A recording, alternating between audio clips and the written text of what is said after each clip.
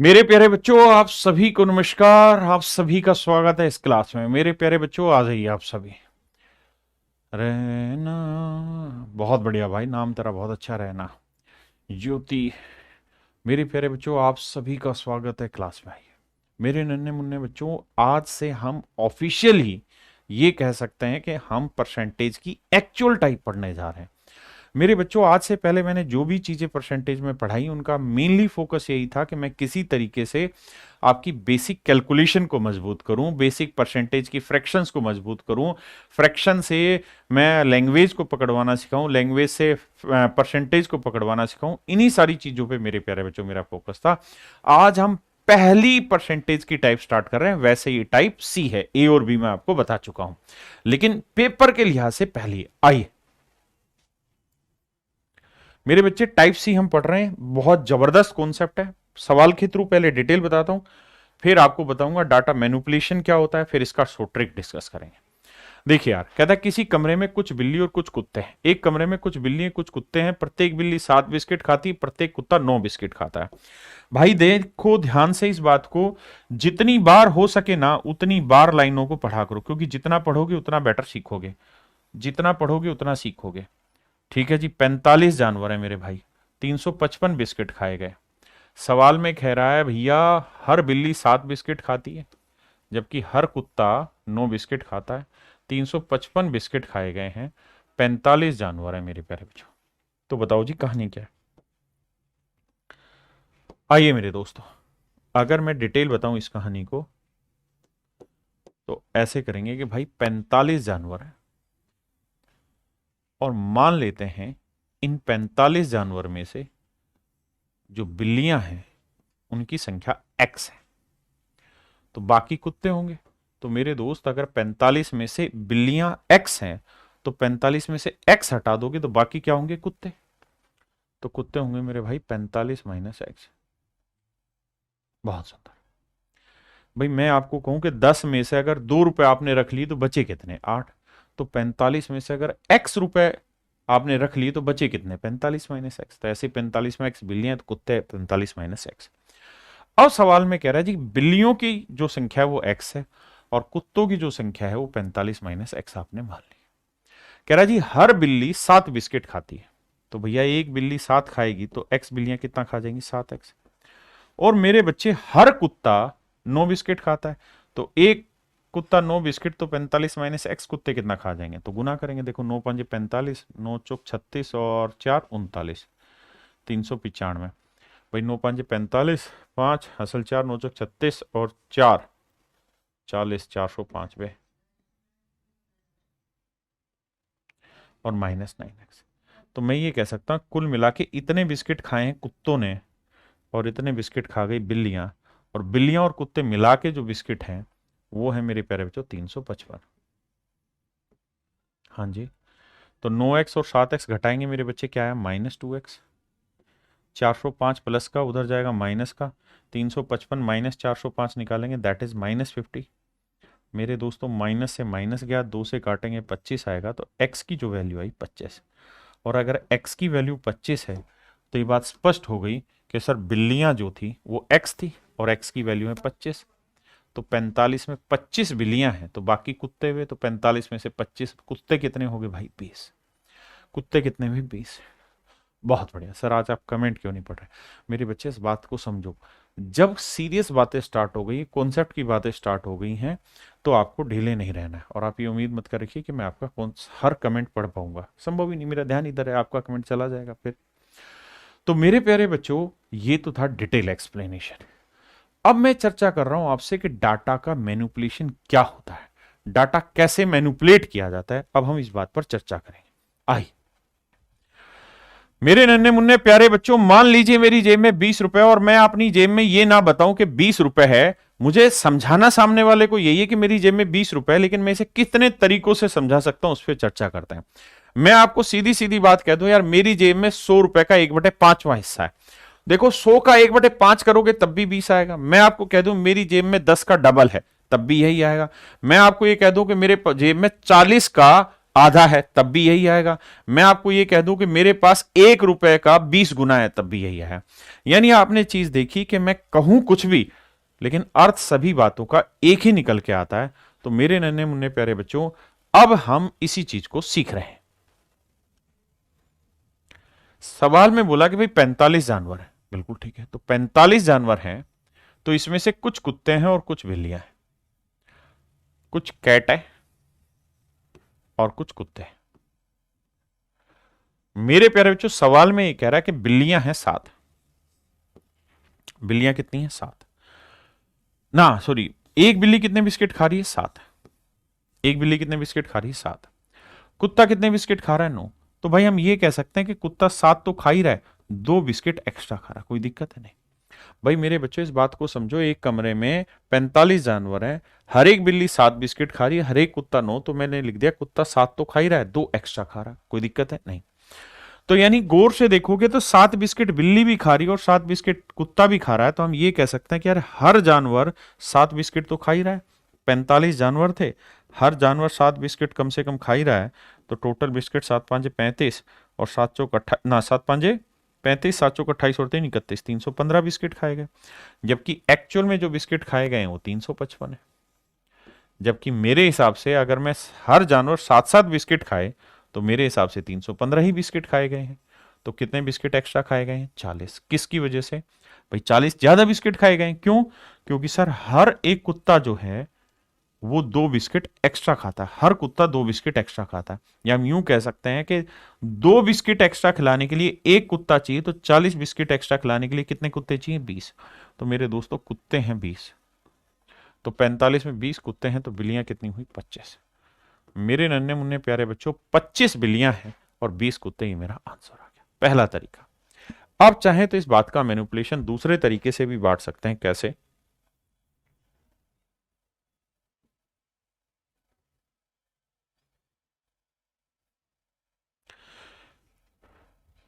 मैं इस बात को ऐसे कह सकता हूं कि भाई 45 जानवर, हाँ जी, कुछ कुत्ते हैं और कुछ बिल्लियां। मेरे दोस्तों, हर कुत्ता 9 बिस्किट खाता है, जबकि हर बिल्ली 7 बिस्किट खा रही है। तो मैं लिख लेता हूं यार, हर बिल्ली 9 तो खा ही रही है, बस 2 बिस्किट कम खा रही है। हाँ जी, अर्थ वही आ रहा है ना कि 7 बिल्ली खा रही है। हाँ जी, मैंने लिख दिया 9 तो खा ही रही है, 2 कम खा रही है। कुल मिला के जो बिस्किट खाए गए हैं वो 355 खाए गए। 355 बिस्किट खाए गए। तो कुत्ते और बिल्लियों की संख्या ज्ञात करें। तो मेरे बच्चे, मैं ऐसे कहता हूं कि यार 9 बिस्किट कुत्ता भी खा रहा है और 9 बिस्किट बिल्लियां भी खा रही हैं, तो 9 बिस्किट तो हर कोई जानवर खा रहा है। तो 45 जानवर है, हर कोई जानवर 9 बिस्किट खा रहा है, तो टोटल बिस्किट कितने हैं? 9 5 45, 9 चौक 36 और 4 40, 405। सर अगर मैं ये कहूं कि 9 बिस्किट कुत्ता भी खा रहा है, 9 बिस्किट बिल्ली भी खा रहे हैं, तो कुल मिला के 405 बिस्किट खाए गए। 405 बिस्किट खाए गए हैं। इस हिसाब से ध्यान दोगे तो टोटल 405 बिस्किट खाए गए हमारे हिसाब से, लेकिन एक्चुअल में खाए हुए 355। कितने कम खाए हुए? 50 बिस्किट कम खाए हुए। भाई हम जो कैलकुलेशन कर रहे हैं उस हिसाब से 405 है, एक्चुअल 355 है। कितने बिस्किट कम खाए हुए? 50 बिस्किट कम खाए हुए। इसका लॉजिक क्या हुआ? ऐसा इसलिए हो रहा है क्योंकि हर बिल्ली सभी से 2 बिस्किट कम खाती है, या यूं कह दें कि 2 बिस्किट कम खिलाने के लिए एक बिल्ली चाहिए। तो 50 बिस्किट कम खिलाने के लिए कितने बिल्लियां चाहिए? 25। तो मेरे बच्चे, बिल्लियां निकल के आ गई 25। तो 45 में 25 बिल्लियां, तो कुत्ते कितने हुए? 20। हाँ है ना?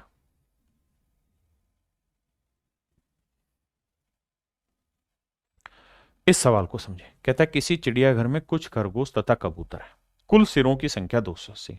भाई हर जानवर के दो एक ही सर होता है, तो 280 जानवरों के 280 सर होंगे, यानी जानवरों की संख्या है 280। सवाल में कह रहा है भैया, क्या सवाल में ये कह रहा है कि भैया अगर हम बात करें जानवरों की, तो कुछ तो है कबूतर और कुछ है खरगोश, कुछ है कबूतर और कुछ है खरगोश। तो मेरे दोस्तों, हर कबूतर के कितने पैर होते हैं? 2। और खरगोश के कितने होते हैं? 4। तो मेरे बच्चे, हर खरगोश के 2 तो होते ही हैं, 2 पैर वो एक्स्ट्रा रखता है। 2 पैर तो होते ही हैं, 2 पैर वो एक्स्ट्रा रखता है। और टोटल कुल मिला के पैरों की संख्या कितनी है मेरे प्यारे बच्चों? 820। कुल मिला के पैरों की संख्या कितनी है? 820। अब तो 2 पैर मेरे बच्चे कबूतर के भी हैं और 2 पैर खरगोश के हैं। इस लिहाज से देखें तो 280 जानवरों के 2 पैर के हिसाब से देखें तो टोटल 500 कितना हो गया? 60 पैर हो गए। जबकि एक्चुअल में 560 पैर नहीं 820 है। तो कितने ज्यादा? 0। 12 में 6 गया 6 और 6 में 7 में 5 गया 260 पैर। तो ये क्यों आ रहा है? तो सर इसके पीछे की कहानी ये है कि हर खरगोश के 2 पैर एक्स्ट्रा हैं। हर खरगोश के 2 पैर एक्स्ट्रा हैं। तो हर खरगोश के 2 पैर एक्स्ट्रा हैं, तो 2 पैर फालतू रखने हैं तो 1 खरगोश चाहिए। तो 260 पैर रखने हैं तो कितने खरगोश चाहिए? 130। मतलब मेरे प्यारे बच्चों खरगोशों की संख्या 130 है। अगर खरगोश 130 हैं तो 280 में 130 गया तो कबूतर कितने बने? 280 माइनस 130 150। तो मेरे प्यारे बच्चों मेरा आंसर होगा 150। तो कबूतर होंगे 150 और खरगोश होंगे 130। क्लियर है? आप इसी बात को दूसरे तरीके से भी समझ सकते हैं। कैसे? कि सर 280 जानवर है, खरगोश के कितने पैर हैं सर? 4। कबूतर के कितने होते हैं सर? 2। हम ये कह रहे हैं सर खरगोश के 4 हैं, कबूतर के भी 4 मान लेते हैं, बस 2 पैर कम कर लेते हैं और टोटल पैरों की संख्या है 820। अब एक चीज बताना सर, 4 पैर खरगोश के भी हैं, 4 पैर कबूतर के भी हैं, तो 280 जानवरों के 4 पैर के हिसाब से टोटल पैर कितने हुए? 0। 4 8 32, 4 दूनी 8 और 3 1120 पैर। तो मेरे लिहाज से इसमें 1120 पैर है, जबकि एक्चुअल में है 820। तो कितने कम है? 300 कम, 300 पैर कम है। तो मेरे दोस्तों ध्यान से देखेंगे तो हर कबूतर के 2 पैर कम है। बिल्कुल है जी, हर कबूतर के 2 पैर कम है। तो 300 पैर कम है कबूतरों के। और हमें मतलब इस चीज को ऐसे समझो कि एक कबूतर के 2 पैर कम है, यानी 2 पैर कम करने तो 1 कबूतर चाहिए। तो 300 पैर कम करने तो कितने कबूतर चाहिए? 150। यानी कबूतरों की संख्या 150 है, तो 280 में 150 हो गया, तो खरगोश आएगा 130। ये मेरे दोस्त आपका आंसर होगा। हाँ जी, यहां से आपके पेपर के क्वेश्चन स्टार्ट हो जाते हैं। पहले पढ़िए ध्यान से, फिर आगे चर्चा करेंगे।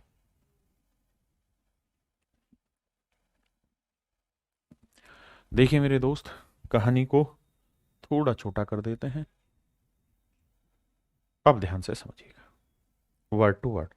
देखिए अरिथमेटिक को समझने का एक ही तरीका है, लैंग्वेज को 3 बार 4 बार 5 बार लगातार पढ़िए, जब तक नहीं समझ में आए पढ़ते रहिए। कह रहा है the population of A town is 6000, किसी शहर की जनसंख्या 6000 है। मेल आर इंक्रीज बाई 5%, पुरुष 5% बढ़े हैं, जबकि महिलाएं इंक्रीज हुई 9%, महिलाएं 9% बढ़ी हैं। बिल्कुल। Then population will become 6500 after 1 year, जबकि 1 साल बाद की जनसंख्या 6500 हो जाती है। 1 साल बाद शहर की जनसंख्या 6500 हो जाती है। तो मेरे दोस्तों एक बात हो, टोटल पॉपुलेशन कितनी है? 6000। बिल्कुल सही है सर। मेल किस गति से बढ़ रहे हैं सर? मेल बढ़ रहे हैं सर 5% की गति से। फीमेल किस गति से बढ़ रही है जी? सर फीमेल बढ़ रही है 8% की गति से। 9%, तो हम लिख लेते हैं फीमेल 5% तो बढ़ ही रही है, 4% एक्स्ट्रा बढ़ रही है। और मेरे दोस्तों 1 साल बाद शहर की जनसंख्या 6500 हो जाती है। थी कितनी भैया? 6000। अब कितनी होगी बाबू? 6500। तो 6000 घटाओगे तो बन कितनी जाएगी? 500। कितनी हो जाएगी जी? 500। इसका मतलब 1 साल में इन्होंने 500 जनसंख्या बढ़ा दी शहर वालों ने। अब बेटा ऐसे सोचो कि 5% जनसंख्या तो मेल की बढ़ रही, 5% फीमेल की बढ़ रही, तो यूं कह सकते हैं कि सर 5% टोटल जनसंख्या ही बढ़ रही है। तो भैया 6000 का 5%, 5%, 2 जीरो से 2 जीरो काटा 300, यानी हमारे लिहाज से तो जनसंख्या बढ़नी चाहिए थी 300, लेकिन एक्चुअल में बढ़ी कितनी है? 500। तो कितनी ज्यादा बढ़ी हुई है? 200। ये 200 ज्यादा क्यों बढ़ी हुई है? क्योंकि सर फीमेल का 4% पॉपुलेशन एक्स्ट्रा बढ़ रहा था। फीमेल का 4% पॉपुलेशन एक्स्ट्रा बढ़ा है। इस 4% एक्स्ट्रा की वजह से ही तो ये 200 एक्स्ट्रा बढ़ा। तो 4 से काटेंगे 50, कैलकुलेट करोगे 50 को 100 से तो 5000। तो फीमेल का आंसर होगा 5000 मेरे बच्चों, और 6 में से 5 गया तो मेल आया 1000। पहले इतनी बात समझेंगे।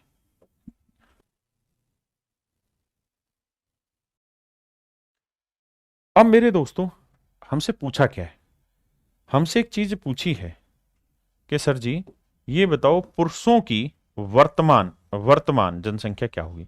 भाई आफ्टर 1 ईयर होगी ना ये कहानी, तो आफ्टर 1 ईयर होगी ये कहानी। बिल्कुल सर, हम तो आज की बात कर रहे हैं, तो सर आज अगर पुरुषों की बात करें तो पुरुष होंगे 1000। लेकिन आप चाहो तो इस कहानी को उल्टा भी कर सकते हो। It is not necessary to do in the same manner. आप फीमेल लिख लो यहां 9% बढ़ रही और मेल बढ़ रहे थे 5%, तो मेल को लिख लो 9% तो है ही, 4% कम है। भाई मेल कितने थे 5%, फीमेल 9, तो मैंने 9 कर लिया, लेकिन फिर यहां मैंने 4 कम कर दिया। ठीक है जी। और टोटल जनसंख्या कितनी बढ़ी है 500। मेरे प्यारे बच्चों इतना डिटेल बता रहा हूं ना, अब शैतानी मुझे किसी भी तरीके की बर्दाश्त नहीं होगी अब से। रोज का काम रोज करना। देखिए ध्यान से, अब भाई 9% मेल भी बढ़ रहे हैं, 9% फीमेल भी बढ़ रहे हैं, तो इसका मतलब टोटल पॉपुलेशन ही 9% बढ़ेगी। हाँ जी, तो 6000 का 9% क्या हुआ, 2 जीरो से 2 जीरो काटा 540। इस हिसाब से जनसंख्या बढ़ी भाई 540। यार हमारे हिसाब से 540 बढ़ने चाहिए, है 500, तो कितने कमी बढ़ी भाई, 40 की कम बढ़ी। किसकी वजह से भैया, 4%। तो मेल का 4% जो वैल्यू है वो रिप्रेजेंट कर रहा है 40 को, तो 4 से काटेंगे 10 आया, तो मेल आएगा मेरे बच्चे 1000। यानी मेरे दोस्तों पुरुषों की जो जनसंख्या है वो 1000 है, मेल की जनसंख्या 1000 है, तो 6 में से 1 घटाओगे तो यह आएगा 5000। अब मेरे प्यारे बच्चों मुझे कमेंट करके बताओ कितने बच्चे इस चीज को फास्ट स्पीड से समझ गए। मतलब सर मेरा में लोबे नहीं चल रहा है, पता नहीं क्या कर रहा है भाई। अब मेरी पॉइंट समझ पाए, मेन बात पे आ जाओ कि पेपर में आप जो मर्जी तरीका लगाइए हर एक से आंसर आएगा।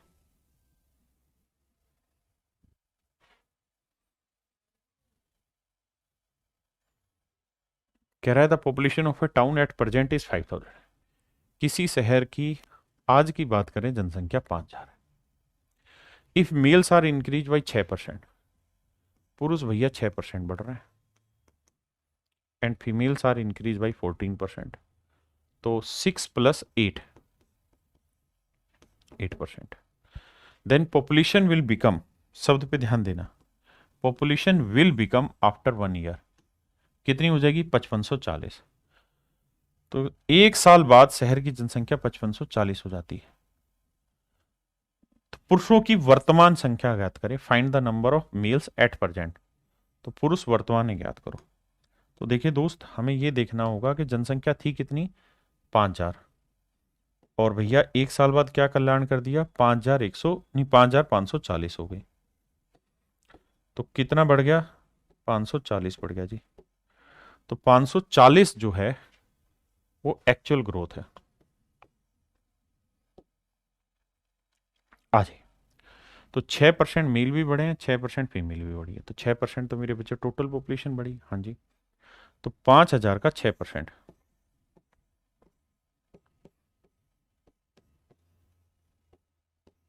तो 300 बढ़ी हमारे हिसाब से। भाई हम जैसा सोच रहे हैं वैसे तो 300 बढ़ी, लेकिन एक्चुअल में बढ़ी 540। तो बाबू क्या कल्याण हुआ है, 240 का कल्याण हुआ है। किस कारण हुआ जी 240 का, काहे कि जो मेल हैं उनकी नहीं, फीमेल की जनसंख्या 8% बढ़ी है एक्स्ट्रा। तो फीमेल का 8% जो वैल्यू है दैट इज इक्वल टू 240, 8 से काटेंगे 30, तो फीमेल आ जाएगा 3000, 3000 आएगा ना बाबू। तो 5 में 3 गया तो 2000 उत्तर आएगा। आप में से कितने बच्चे सहमत है इस बात से।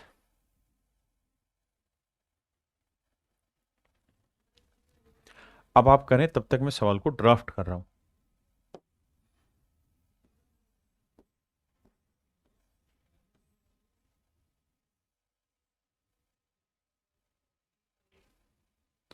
महिलाओं की 5 है, तो पहले महिलाएं लिख लेता हूं, आप करते रहिए सवाल को। और मेल है 8%, तो 5 जमा 3%। आइए मेरे दोस्तों, कह रहा है population will become this after 1 year, 1 साल बाद इतनी हो जाएगी, 1 वर्ष बाद जनसंख्या इतनी हो जाएगी। तो मेरे नन्हे मुन्ने बच्चों एक बात तो बताओ, 10,272 हो जाएगी जी, मान ली बात आपकी सही, लेकिन आज कितनी है, आज है सर 9600। घटाते हैं जी, 2 आया, 7 आया, 12 में 6 गया, 6 आया, 10 में 9 गया, 1 है। गलत कर रहा हूँ क्या मैं? हाँ, हासिल तो आएगी नहीं। यानी कुल मिला के 672 जनसंख्या बढ़ी है। ध्यान देना भाई, कह रहा है जी 672 जनसंख्या बढ़ी हुई है कुल मिला के 1 साल में। अब मेरे दोस्तों सामने आई क्या कि भाई 5% मेल बढ़े, 5% फीमेल बढ़ी, तो इस हिसाब से 5% पूरी जनसंख्या बढ़ी। सर कोई दो राय नहीं है। तो भैया 9600 का 5%,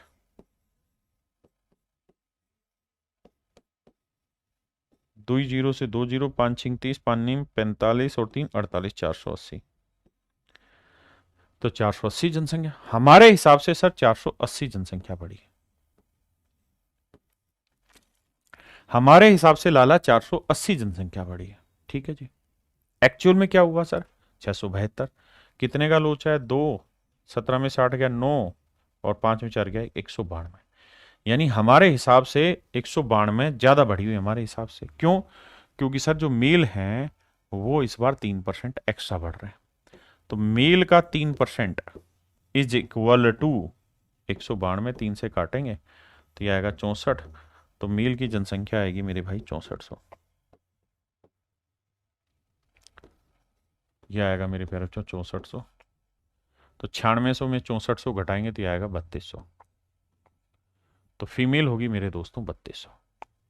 हाँ जी, मेरे प्यारे बच्चों ये होमवर्क है, ये आपको खुद ही करना है। The population of A village was this in a year, the increase in the, कह रहा 9800 थी, 8% एक लोग बढ़े, 5% दूसरे लोग बढ़े, 1 साल बाद जनसंख्या 10,450 होगी। मतलब वो यही कह रहा है कि इन ए ईयर, देखो यहां लिखा हुआ है 1 साल बाद, है ना। एक गांव की जनसंख्या कितनी थी 1 साल में।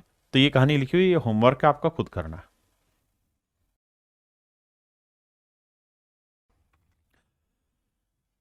मेरे प्यारे बच्चों ध्यान से देखिए, सवाल में कह रहा है कि 2010 में a library contain a total of 11,500 books in 2 categories. कहता भैया 11,500 किताबें थी 2010 में एक लाइब्रेरी के अंदर। इसमें 2 कैटेगरियां बनी हुई हैं, एक फिक्शन की, एक नॉन फिक्शन की। कहता है बाबू जो फिक्शन की कैटेगरी है उसमें जो ग्रोथ है मेरे बच्चों वो है कितनी, कहा गया, वो ग्रोथ है मेरे भाई 10% की। और जो नॉन फिक्शन है उसमें ग्रोथ है 12% की। तो इसे लिख लेते हैं, 10 तो है ही, 2% एक्स्ट्रा है। अब मेरे दोस्तों आगे कह रहा है कि 2015 में जो लाइब्रेरी में किताबें होगी वो 12,760।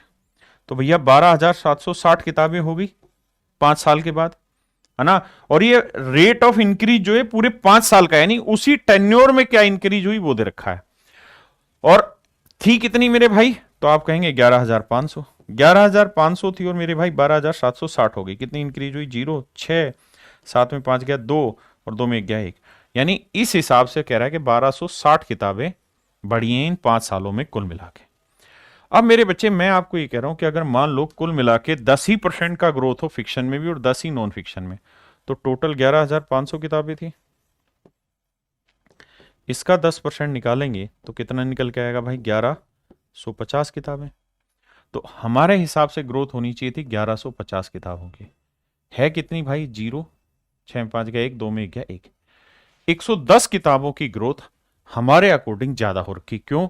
क्योंकि जो नॉन फिक्शन किताबें हैं वो 2% ज्यादा ग्रोथ ले रही। तो नॉन फिक्शन किताबों का 2% जो वैल्यू है वो है मेरे बच्चों 110। 2 से काटेंगे आएगा 55। तो नॉन फिक्शन किताबें आएंगी 5500। अगर नॉन फिक्शन किताबें 5500 हैं तो 11,500 में से 5500 घटाएंगे मेरे बच्चे, तो फिक्शन की किताबें कितनी आ गई? 5,000। फिक्शन की किताबें कितनी आ गई मेरे भाई? 5,000। 5 5 10, नहीं 6,000। ये आएंगे मेरे बच्चों 6,000।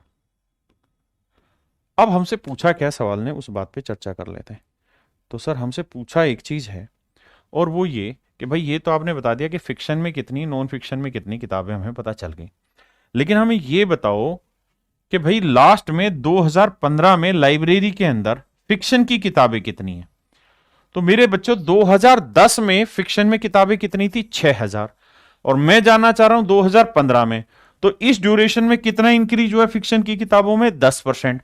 तो मेरे बच्चे अगर 10% इंक्रीज हुआ है तो इसका 10% कैलकुलेट करोगे तो 6000 का 10% कितना होगा? 600। और 600 इंक्रीज हुआ है मेरे दोस्तों, तो 6000 किताबें पहले से थी, 600 इंक्रीज हो गई, तो अब कितनी हो गई होंगी 2015 में? 6600। तो मेरे दोस्तों 2015 में 6600 किताबें हो गई होंगी। 2015 में 6600 किताबें मेरे प्यारे बच्चों हो गई। कितनी किताबें हो गई? 6600 किताबें हो गई। मेरे भाई 6000 आंसर नहीं होगा। अगर वो ये कहता ना कि वर्तमान में कितनी है, यानी 2010 में कितनी थी, तो आपका उत्तर होता 6000। लेकिन उसने 2010 में नहीं पूछा, 2015 में पूछा, तो वहां आपको जोड़नी पड़ेगी।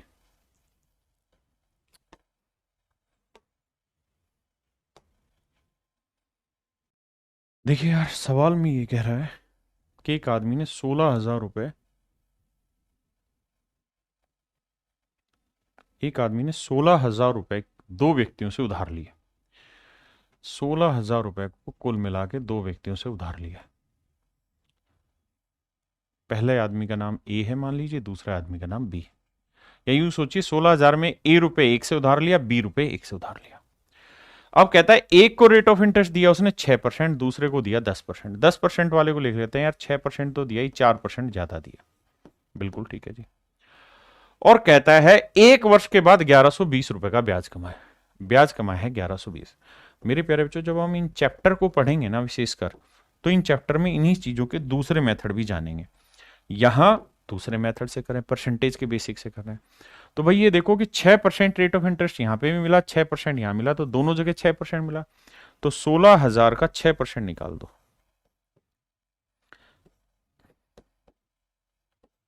तो ये आएगा मेरे बच्चे 9600 रुपए, 960 रुपए। यानी इस हिसाब से देखे तो 960 रुपए ब्याज बना, जबकि बन रहा है 1120। कितना ज्यादा? 0, 12 में 6 गया 6, 10 में हो गया 160 रुपए ज्यादा बना। क्यों? क्योंकि दूसरे वाले हिस्से पे उसे 4% एक्स्ट्रा ब्याज मिल रहा था। तो बी पे जो उसे एक्स्ट्रा 4% इंटरेस्ट मिल रहा है, ये बराबर है 160 के। 4 से काटेंगे, 4 चौक 16, 40 है। तो दूसरा हिस्सा जो आएगा वो आएगा 4000। अब उसने पूछा कि 10% की रेट पे कितना पैसा उधार दिया, तो यही वाला तो था 10% वाला, तो ये 4000 रुपए उधार दिया। तो मेरे बच्चे आंसर होगा 4000।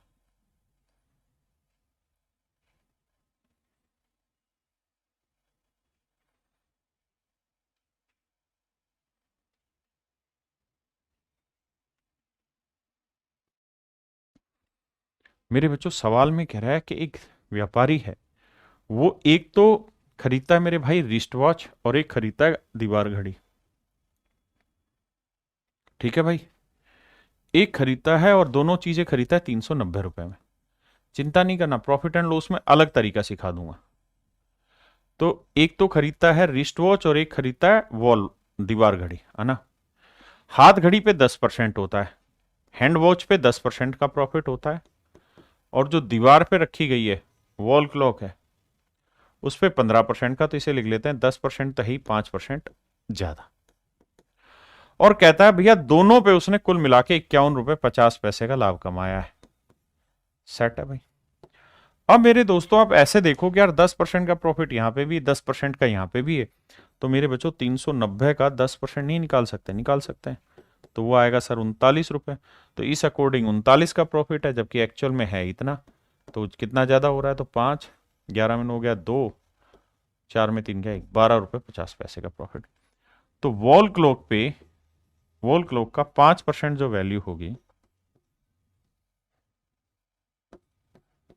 वो होगी 12.5 के बराबर।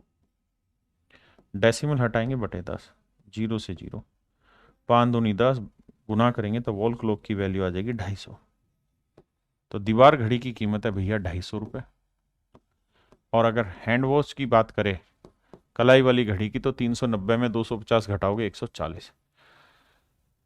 तो उनके वास्तविक मूल्यों के बीच का अंतर कितना है? तो भैया 250 और 140 का डिफरेंस पूछ रहा है, तो डिफरेंस निकालोगे वो आएगा 110। और यही हमारे सवाल का उत्तर है। हमसे पूछा दोनों के बीच का डिफरेंस कितना है।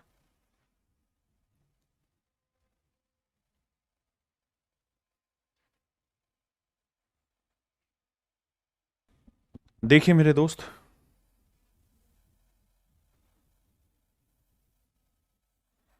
सवाल में एक बात कह रहा है, क्या ध्यान देना। कह रहा है कि भाई एक आदमी ने 30,000 रुपए उधार लिए, मान लो दो जगहों से 30,000 रुपए उधार लिए, एक ए जगह से और एक बी जगह से। ए पे रेट ऑफ इंटरेस्ट 12 है, बी पे 10% है, तो इसको लिख लेते हैं 12 तो है ही, 2% कम है। और ये आंकड़े कैसे भी कर लो इधर उधर, उससे कोई फर्क नहीं पड़ेगा, आंसर सभी का सेम आएगा। अब कह रहा है कि 2 साल के बाद 36,480 रुपए मिला, तो भाई 36,480 रुपए आपको कुल मिला के मिला, और आपने इन्वेस्ट कितना किया था 30,000, तो आपको कितना पैसा ज्यादा मिला है सर 6,480 रुपए। तो मेरे बच्चे मैं ये कह सकता हूं कि सर 6,480 रुपए आपको ब्याज मिला है। कितने साल का ब्याज मिला जी? तो सर ध्यान से देखोगे तो यहां 2 साल लिखा हुआ है, एंड ऑफ सेकेंड ईयर लिखा हुआ, 2 साल के बाद। तो अगर 2 साल के बाद 6480 मिला है, तो 1 साल के बाद मिलेगा 3240। 1 साल के बाद मिलेगा मेरे प्यारे बच्चों 3240 रुपए। किसी भाई को कोई दिक्कत है? नहीं। 1 साल के बाद 3240 रुपए ब्याज मिलेगा। सही है जी।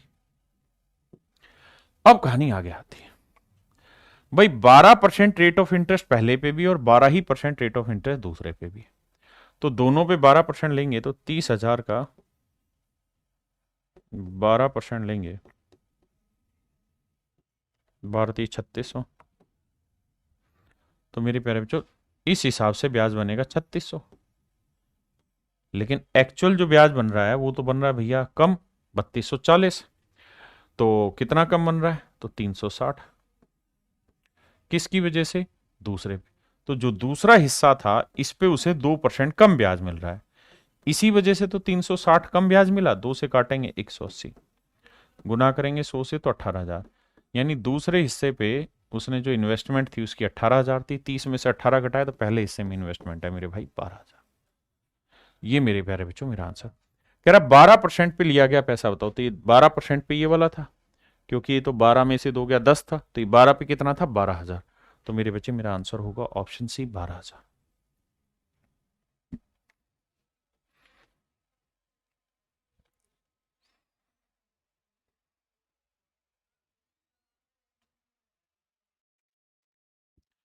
आइए मेरे बच्चे, कह रहा था total salary of Gaurav and Ayush in A company is rupees this. कहता है गौरव और आयुष की कंपनी में जो टोटल सैलरी है वो इतनी है, 47,520 रुपए।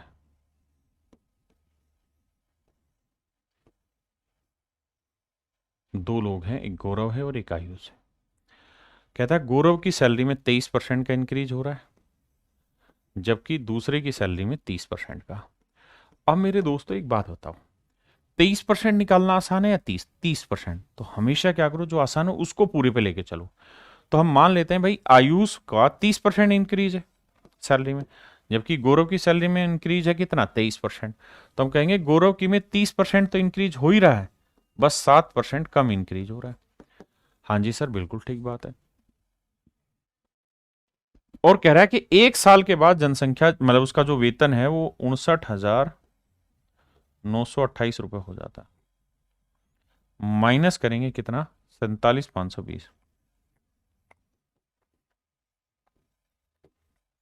घटाएंगे 8, 2 में 2 गया 0, 9 में 5 गया 4, 9 में 7 गया 2, 5 में 4 गया 1, तो यह आया मेरे बच्चे 12,408।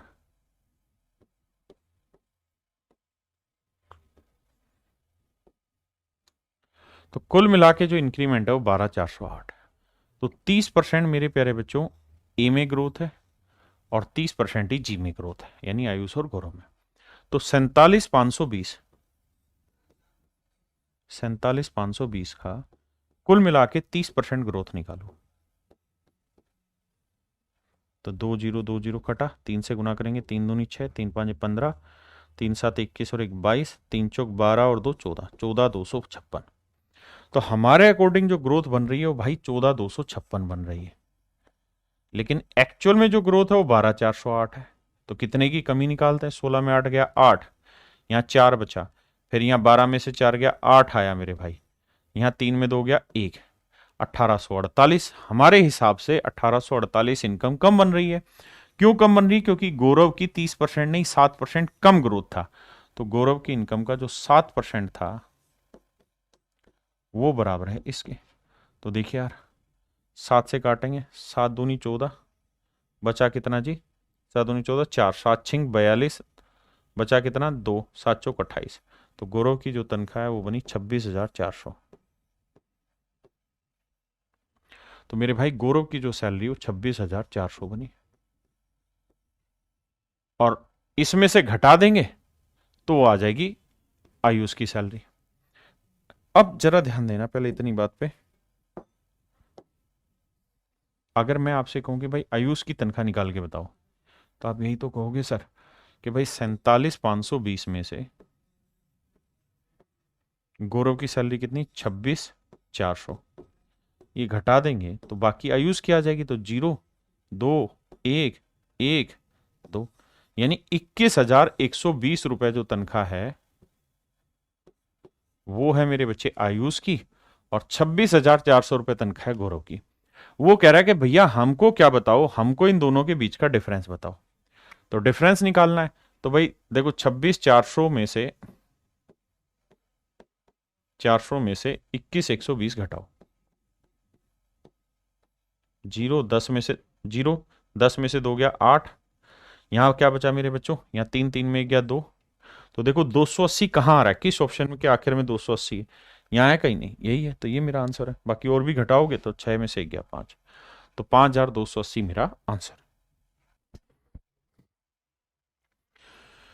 मेरे बच्चों सवाल में कह रहा है total population of A city is 9500। किसी शहर की कुल जनसंख्या 9500 है।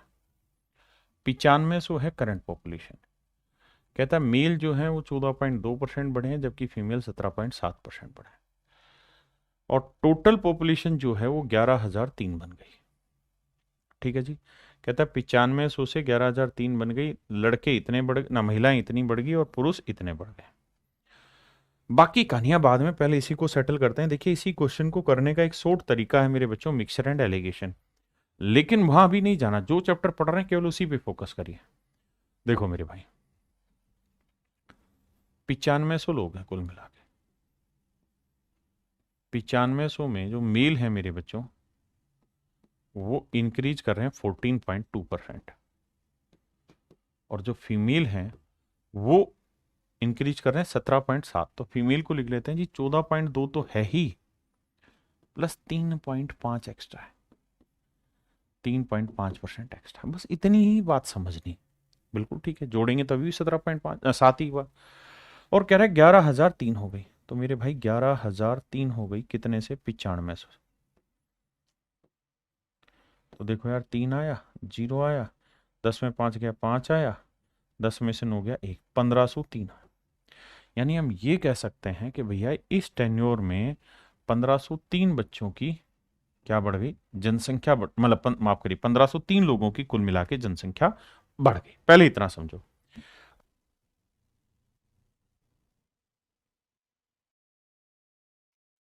अब आप चाहो तो यहां क्या करो, आपको ये पता है 14.2% इसका भी है, इसका भी है। यहां सारा गेम है कैलकुलेशन का। तो 9500 का मेरे प्यारे बच्चों मैं निकाल लेता हूं 14.2%।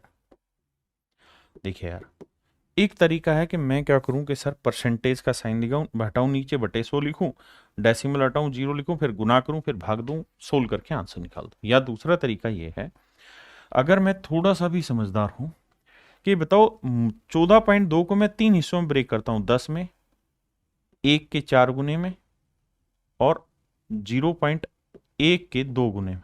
आप कहें ठीक है। मेरे बच्चों ये बताओ 9500 का 10% क्या होगा? 950। 9500 का 1% क्या होगा? 95। और 95 का 4 गुना करेंगे तो बताओ 100 का 4 गुना 400, 5 कम 4 5 20, तो 380। या 95 को 4 से गुना कर दो। मेरे दोस्त मुझे एक चीज और भी बताना, और वो ये कि जीरो, भाई 9500 का 100% 9500, 10% 950, 1% 95, और 0.1% क्या हो जाएगा? 0.95। तो 9.5 का डबल करोगे तो 9 दूनी 18, 19 आ जाएगा। अब इन्हें जोड़ दो तो 9, 8 1 9 5 14, 9 3 12 और 1 13। इसका मतलब अगर हम इस अंदाजे से चलें तो भैया ग्रोथ आनी चाहिए 1349। आराम से समझे। देखिए कैलकुलेशन हमारे ऊपर डिपेंड है कि हम किस तरह से उसे कैलकुलेट करना चाहते हैं। It will all depend on us. हाँ है ना। अब मेरे दोस्त इसे हम हटा देते हैं।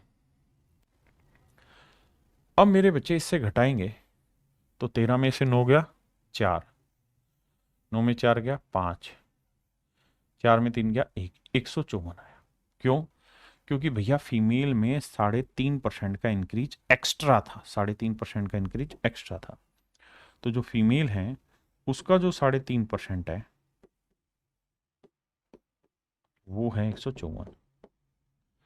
अब मेरे दोस्तों पॉइंट हटाओगे, एक जीरो लगाओगे, 5 7 35, 7 5 35 और 7 से काटेंगे, 7 दूनी 14, 7 दूनी 14, 5 से काटोगे आएगा 200, 5 दूनी 10, 200 दूनी, तो फीमेल आ जाएगा 4400। तो फीमेल आएगा मेरे प्यारे बच्चों 4400। किसी भाई को कोई दिक्कत है? नहीं। अब मेल पूछो मेल कितना हुआ, तो 9500 माइनस 4400 घटाओगे मेरे बच्चों आएगा 5100। बिल्कुल सेट है मामला। तो मेरे बच्चे आपने मेल निकाल दिया, फीमेल निकाल दिया। अब आगे की कहानी पढ़ेंगे। अब मेरे दोस्तों क्या कह रहा है सवाल में, उस बात पे चर्चा करते हैं। अब वो ये कह रहा है कि भैया जितने भी मेल हैं उसमें 15% लड़के हैं, जितने भी बाबू मेल हैं उसमें 15% लड़के हैं, और जितनी भी फीमेल है उसमें 18% लड़कियां हैं। जितने भी मेल हैं, मेल कितने 5100, इसमें 15% लड़के हैं, और जितनी भी फीमेल हैं उसमें 18% लड़कियां। हाँ जी, 2 जीरो से 2 जीरो, 15 एकम 15, 15 75 और एक 76। देखना भाई 15 एकम 15, 15 75 और एक 76, और यहाँ 2 जीरो से काटोगे तो 18 चौक 72, 18 चौक 72, 7 92, 792 बड़ा हुआ, ये छोटा हुआ। मुझे डिफरेंस निकालना है, तो 12 में से 5 गया 7, और भैया 8 में से 6 गया 2, तो डिफरेंस आया 27। तो जो डिफरेंस आया मेरे प्यारे बच्चों वही मेरा आंसर होगा। यही मुझसे पूछा था। अब मेरे प्यारे बच्चों हम एक नेक्स्ट टाइप स्टार्ट कर रहे हैं, टाइप डी।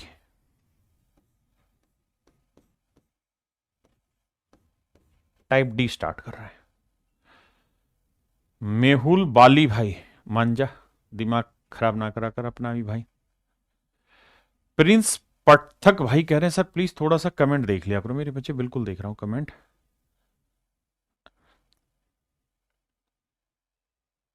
अच्छा मैं देख लेता हूं दीक्षा बेटा, अभी देख लेता हूं, अभी देख ले रहा हूं। ठीक है अभी देखता हूं मेरे बच्चे। अब आ जाइए सवाल पे, पहले टाइप डी पे आते हैं। टाइप डी में मेरे प्यारे बच्चों फेल और पास के क्वेश्चन है। आइए देखते हैं जरा फेल और पास के क्वेश्चन। फेल पास की कहानी को समझते हैं। आओ मेरे भाई आइए। सवाल में कह रहा है 40% आर दी पासिंग मार्क्स। कहता है 40% जो अच्छा नंबर ले आया वो पास हो जाएगा। Student gets 250 marks yet fails by 38 marks. कहता है एक बच्चे के 250 नंबर आए लेकिन फिर भी वो 38 नंबर से फेल रह गया, तो मैक्सिमम मार्क्स क्या होंगे? मेरे बच्चों एक बात समझना। कहता है पास होने के लिए 40% नंबर चाहिए। किसी छात्र को 250 अंक मिले परंतु फिर भी वह 38 अंकों से फेल हो गया, मतलब 250 नंबर आए लेकिन 38 नंबर की कमी अभी भी रह गई। बिल्कुल। तो पास होने के लिए कितने नंबर चाहिए थे? 5 3 8, 288 नंबर चाहिए थे। बिल्कुल। पास होने के लिए 288 नंबर चाहिए थे। अगर 288 नंबर आ जाते तो पास हो जाता, जबकि पासिंग परसेंटेज कितना है जी? 40%। 40% का मतलब क्या हुआ सर? 40% का मतलब हुआ 20% 1/5, तो 40% 2/5। इसका मतलब अगर मैक्सिमम मार्क्स 5 है, अधिकतम अंक 5 है, अधिकतम अंक 5 है, तो 2 नंबर लाने वाला बच्चा पास हो जाएगा। जबकि एक्चुअल में मैक्सिमम मार्क्स अगर 5 यूनिट है तो 2 यूनिट लाने वाला पास हो जाएगा, जबकि 2 यूनिट वाला पास नहीं, 288 नंबर वाला पास है। तो 1 यूनिट की वैल्यू भैया 288/2, काटेंगे तो 144। तो 5 यूनिट की वैल्यू क्या होगी मेरे दोस्तों? 144 गुना 5, 5 चौक 20, 5 चौक 20 और 2 22, 5 एकम 5 और 2 7, यानी 720 नंबर जो होंगे वो मैक्सिमम मार्क्स होंगे। यानी पेपर जो था वो 720 नंबर का था, 288 नंबर जो ले आया वो बच्चा पास हो गया।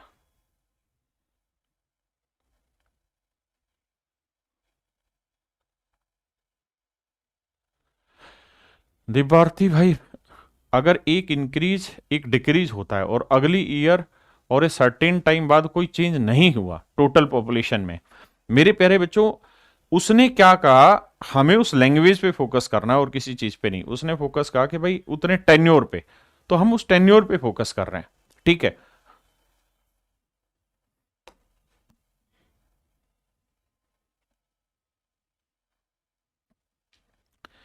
ये मेरे बच्चे फेल पास में अगली कहानी है। आओ पहले इसे डिटेल समझाता हूं, फिर शॉर्ट में समझाऊंगा।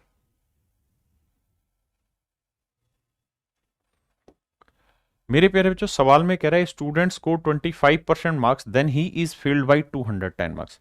कहता है जब एक बच्चे के 25% नंबर आए, 25% नंबर आए, तो मेरे बच्चों 210 नंबर से फेल हो गया। देखो 25% आए लेकिन 210 अंकों से फेल हो गया, इसका मतलब ये हुआ कि 25% नंबर आए, अगर 210 नंबर और आ जाते तो पास हो जाता। अगली लाइन में कह रहा है but if he score 55% marks, अगर उसके 55% आ जाते तो वो 240 से पास हो जाता। कह रहा 55% नंबर आ जाते but if he score 55% marks then he is passed with 240। अगर उसके 55% नंबर आ जाते तो वो 240 अंकों से पास हो जाता। कहता है 55% नंबर आ जाते तो 240 अंकों से पास हो जाता। मेरे दोस्त, कहानी को समझिए क्या कह रहा है। ये कह रहा है कि भैया पहले डिटेल समझते हैं, मान लेते हैं मैक्सिमम मार्क्स, अधिकतम अंक मान लेते हैं, पूरा डिटेल में समझेंगे। मैक्सिमम मार्क्स, अधिकतम अंक मान लेते हैं एक्स। पहले डिटेल हमने मान लिया कि यार एक्स अंक जो है उस पेपर के मैक्सिमम है। सवाल में कह रहा है जी एक बच्चा था, उसको क्या हुआ, 25% नंबर आए, मैक्सिमम नंबर का 25% नंबर आए, लेकिन 210 नंबर से फेल हो गया। यानी 210 नंबर उसके अगर आप और दे दें तो ये बच्चा पास हो जाएगा। ये हो जाएगा मेरे बच्चे पास। यानी हम ये कह सकते हैं पास मार्क्स है। यानी मैक्सिमम का 25% नंबर आया और 210 से फेल हो गया ना, 25% आया, अगर 210 नंबर और मिल जाते तो पास हो जाता। बिल्कुल ठीक है। अगली लाइन में कह रहा है कि अगर इस बच्चे के 55% नंबर आए तो एक्स का 55% नंबर आए, लेकिन कह रहा है इस कंडीशन में वो 240 नंबर से पास हो गया। मतलब 240 नंबर से पास होने का मतलब यहां ये है कि पास होने के लिए जितने नंबर चाहिए थे उससे 240 नंबर ऊपर है, तो 240 इसमें से घटा देंगे। तो ये भी मेरे दोस्तों पासिंग मार्क्स ही, पास मार्क्स ही। आपने कहा ठीक है भाई। उसने कहा कि अगर 25% आए तो 210 से फेल, मतलब 25% नंबर में 210 जोड़ दोगे पास। 55% लाओगे तो 240 फालतू लिया है, तो 55% से 240 हटा दोगे तो भी पास। आपने कहा बिल्कुल ठीक है। अब ये दोनों इक्वल हो गए मेरे भाई, सोल्व करते हैं। ये 55% एक्स है, 25% एक्स घटाएंगे तो ये आएगा मेरे बच्चे 55 में से 25 क्या 30% एक्स, और यहां 210 उधर जाएगा तो ये आएगा 450। दोनों जगह इधर उधर करोगे ये आएगा। परसेंटेज का मतलब बना मेरे बच्चे बटे 100, तो 30% माने 30/100। 3 से काटेंगे 150, तो x की जो वैल्यू आई वो 1500 है। इसका मतलब मेरे बच्चे मैक्सिमम जो मार्क्स हैं वो 1500, यानी पेपर 1500 नंबर का है। पेपर कितने नंबर का है मेरे बच्चे, 1500 नंबर का पेपर है। आपने कहा जी ठीक है। अगर 1500 नंबर का पेपर है मेरे बच्चे, तो अब अगली सवाल आपसे ये पूछेगा कि भाई पासिंग परसेंटेज बताओ या पासिंग मार्क्स बताओ, तो कैसे कैलकुलेट करें। तो आप कहोगे सर एक बात बताइए, पासिंग मार्क्स निकालेंगे। हाँ जी सर, पासिंग मार्क्स कैसे निकलेगा सर। सर 1500 है टोटल नंबर, और सवाल की लाइन में लिखा था कि एक बच्चे के 25% नंबर आए। पहली लाइन में बोला था कि एक बच्चे के जब 25% नंबर आते हैं तो 210 से फेल हो जाता है। यानी 1500 का 25% नंबर लाया, लेकिन 210 की कमी रहेगी, अगर 210 ले आता तो पास हो जाता। तो इसका मतलब ये हो गया मेरे प्यारे बच्चों पासिंग मार्क्स। हाँ जी, अब इसे सोल्व करेंगे। 2 जीरो से 2 जीरो, 15 5 75, 15 दूनी 30 और 7 37, जमा 210, जोड़ेंगे तो आएगा 5, 7 और 1 8, 3 2 5, 585। अगर मेरे प्यारे बच्चों मैं आपसे कहूं पासिंग परसेंटेज बताइए, पासिंग परसेंटेज बताइए, तो पासिंग परसेंटेज का फार्मूला होगा पासिंग मार्क्स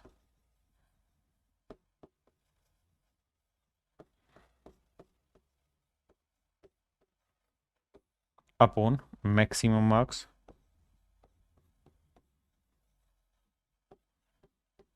इंटू 100।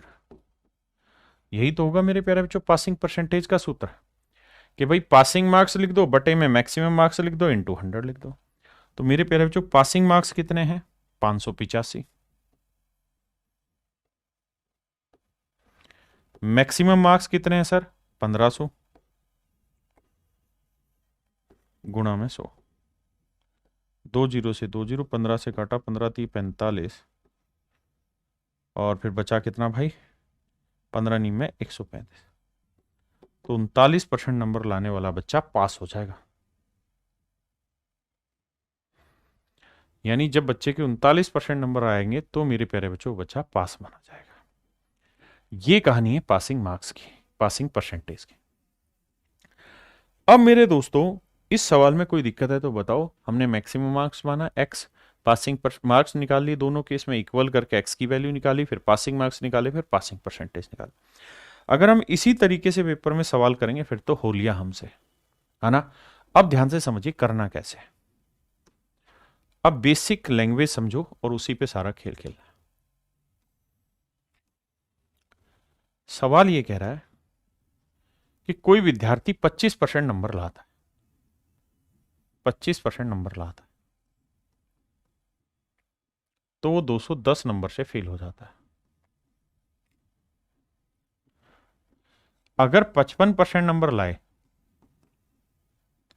तो 240 से पास हो जाएगा।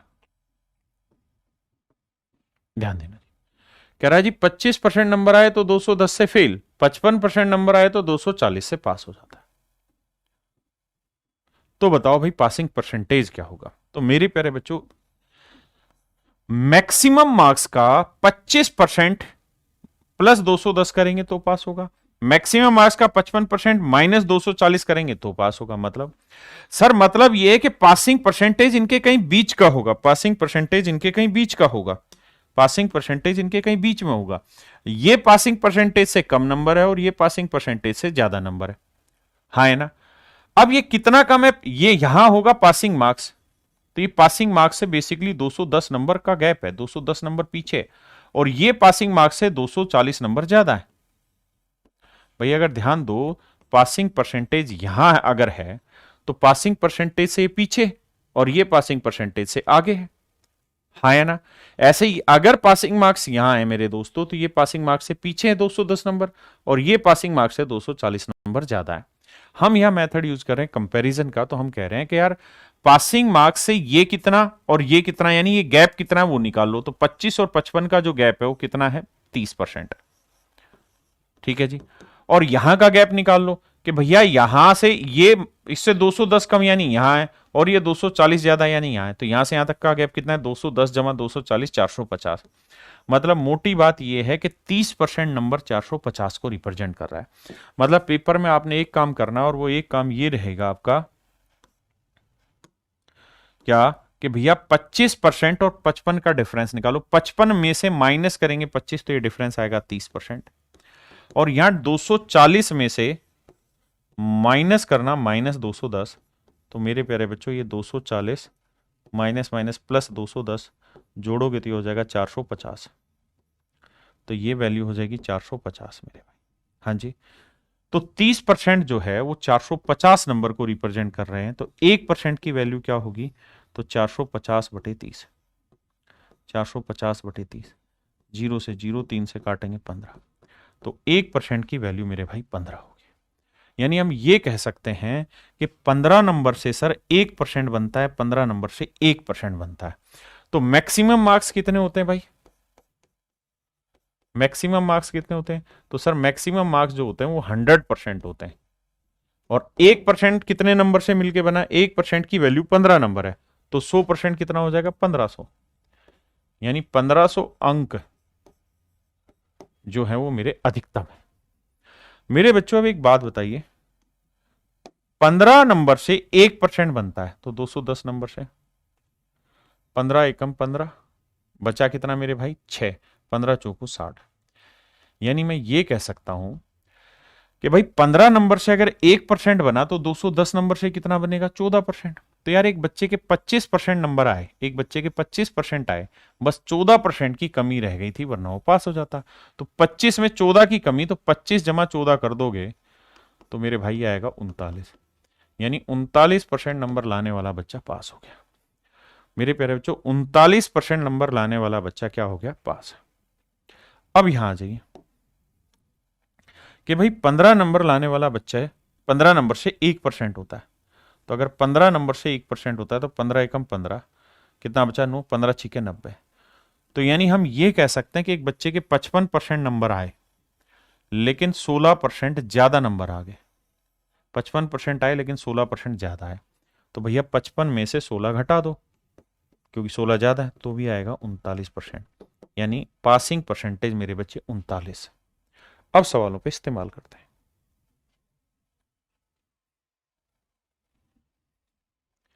कह रहा है स्टूडेंट स्कोर 36% मार्क्स, एक बच्चे के 36% नंबर आए और वो 32 नंबर से फेल हो गया। लेकिन अगर उसके 48% नंबर आए होते तो 64 नंबर से पास हो जाता। 48% नंबर आते तो 64 नंबर से पास हो जाता। पासिंग परसेंटेज बताइए मेरे बच्चों। 48 में से 36 घटाओगे 12, और यहां 64 में से माइनस करेंगे -32, तो माइनस माइनस प्लस हो जाएगा, 64 32 96। इसका मतलब ये हुआ कि 12% जो है वो 96 को रिप्रेजेंट कर रहा है। तो 1% की वैल्यू 12 7 84, 12 8 96, 12 से भाग देंगे तो 1% की वैल्यू 8, यानी 8 नंबर से 1% बनता है। तो अगर आपसे पूछे मैक्सिमम मार्क्स बताओ तो 100% होता है, तो भैया 1% से 8 नंबर, तो 100% से कितने हुए? 800 नंबर, सॉरी 800 नंबर, यानी 800 नंबर लाने वाला बच्चा मैक्सिमम स्कोर करेगा, मतलब 800 नंबर जो है वो मैक्सिमम मार्क्स है। पासिंग परसेंटेज पूछा है, तो अगर 8 नंबर से 1% बनता है तो 32 नंबर से कितना बनेगा? 8 चौक 32, 4%। तो सोचो एक बच्चे के 36% आए लेकिन 4% की कमी रह गई, तो 36 और 4 40% वाला पास हो जाता। या ऐसे देखो कि यार 8 नंबर से 1% बना तो 64 नंबर से कितना बना? 8%। बिल्कुल ठीक है। तो यानी एक बच्चे के 48% आए और 8% ज्यादा आ गया, तो 48 में से 8 हटाओगे तो आएगा कितना? 40%।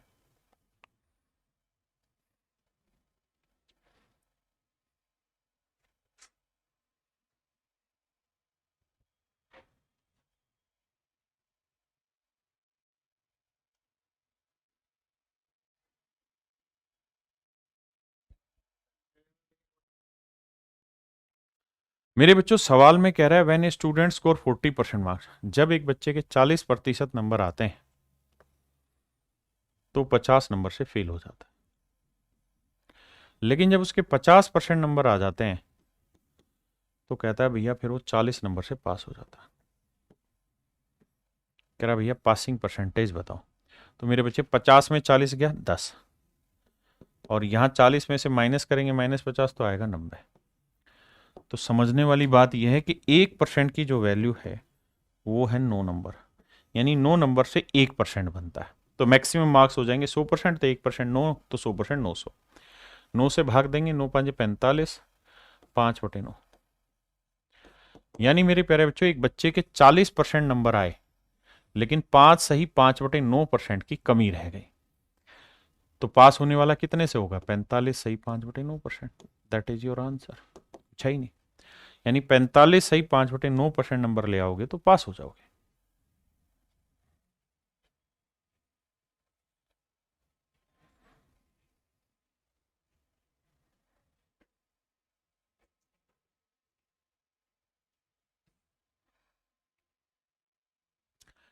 कहता है when a student score 30% marks then he is fail by 5 marks, जब एक बच्चे के 30% नंबर आते हैं तो कहता है जी 5 नंबर से लुढ़क जाता है। लेकिन अगर 40% नंबर आते हैं तो कह रहा भैया 15 नंबर से पास हो जाता है।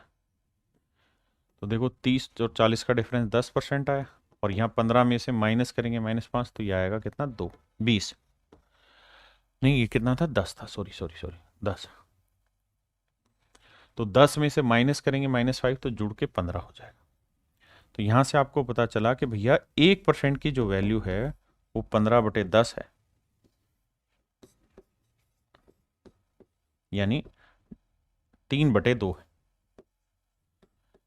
यानी मैं देसी भाषा में कहूं तो यूं कह सकता हूं कि हर 3/2 नंबर से 1% बनता है। तो मैक्सिमम मार्क्स कितने होते हैं सर, 100%। तो भैया 1% की वैल्यू 3/2 नंबर है, तो 100% की वैल्यू कितनी बनी, काटोगे 50 थी 150 नंबर। तो मैक्सिमम मार्क्स 150, और 150 केवल एक ही ऑप्शन में, तो यही मेरा आंसर। पासिंग परसेंटेज निकालना है। तो भाई 3/2 नंबर से 1% बनता है, तो 5 नंबर से कितना, तो 5 को 3/2 से भाग दोगे, 2 पलट के ऊपर जाएगा, तो आएगा 10/3, और 10/3 को लिखेंगे 3 सही 1/3। यानी एक बच्चे के 30% नंबर आए, लेकिन 3 सही 1/3% की कमी रह गई। जोड़ोगे तो 30 और 3 33 सही 1/3%। यानी जिस बच्चे के 150 नंबर मैक्सिमम है तो 100% है, और पास होने के लिए 33 सही 1/3% आंसर लाना होगा।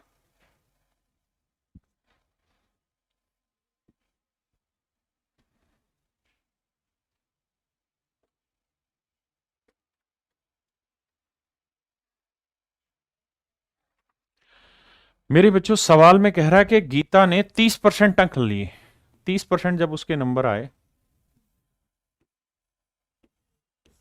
तो कह रहा है भैया 50 नंबर से फेल हो गई। वहीं पे अगर उसके 45% नंबर आए होते, या किसी दूसरे बच्चे के 45% नंबर लाया होता, तो पास होने के लिए 25 अंक ज्यादा आ जाते।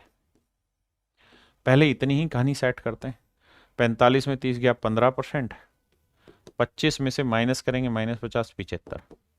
तो 15% 75, तो मेरे बच्चे 1% कितने नंबर बनाता है, तो 5 नंबर। मैं ये कह सकता हूं सर 5 अंकों से 1% बनता है। 5 नंबर अगर कोई बच्चा ले आएगा तो 1% बनेगा। तो वो ये नहीं पूछ रहा कि मैक्सिमम मार्क्स बताओ, पासिंग परसेंटेज बताओ, नहीं, उसने लाइन बदल दी। यहां से क्या लाइन बदली, उसने कहा सर तो फिर ये बताओ then how many marks did Vimal get if he score 64% marks. अगर एक बच्चे के 64% नंबर आते हैं तो कितने नंबर आए होंगे उसके। तो बेटा ये बताओ 1% की वैल्यू आपको पता कितने नंबर है, 5। तो 64% की वैल्यू क्या होगी, तो सर 1% से जब 5 नंबर बन रहा है तो 64% से 5 चौक 20, 5 30 और 2 32, 320 नंबर है। तो मेरे बच्चे मेरा आंसर है 320। मेरे नन्हे मुन्ने प्यारे बच्चों 320 मेरा सही आंसर। हाँ जी,